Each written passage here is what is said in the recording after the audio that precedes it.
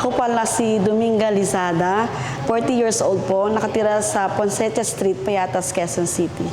3 lalaki po yung anak ko. Yung pinakabunso po, siya po yung kasali po dito sa feeding program ng aming kapilya. Kasi po nakita po na sa edad niya, malnourished po siya. Kulang po sa timbang yung sa edad po niya. Kaya sinali po siya dito sa aming feeding program po. Ang pagkakaano ko lang po dun sa Pondo ng Pinoy, sila po yung nagiging sponsor sa amin sa pagkain ng mga bata po.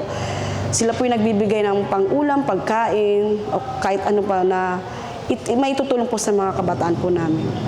Sila po yung nag-sponsor po na para sa mga feeding, sa mga kabataan na kulang sa timbang malnourished. Nung sinali po yung anak ko dito po, naging magana po siya kumain, naging hyper, sobrang kulit. Yun po, nagiging okay na po yung timbang niya. Sa araw-araw po na pagpunta dito para pakainin po siya, hindi lang po para pakainin. Kapag halimbawa po may mga event dito, may mga activity po dito sa feeding, pinapapunta ko po siya para matuto po siya makihalubilo, makisama po sa kapwa niya mga bata. Meron palang mga ganong tao na sa kabila ng hindi po sila ganun ano sa buhay, pero handa po silang tumulong para po mas maparami pa yung mga kabataan na matulungan nila.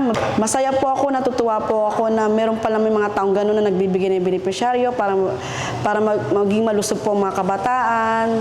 Sana po patuloy niyo po magbigay tulong po sa mga kabataan po na nangangailangan ng tulong. Na patuloy niyo, wag po kayo magsasawa na magbigay ng mga bariya po para sa aming mga anak. Sa mga tao po na handang ibigay po nila yung kanilang mga puso at tulong, maraming pong salamat sa inyo. Dahil po sa inyo, malaki pong tulong to sa mga anak namin, sa mga kabataan.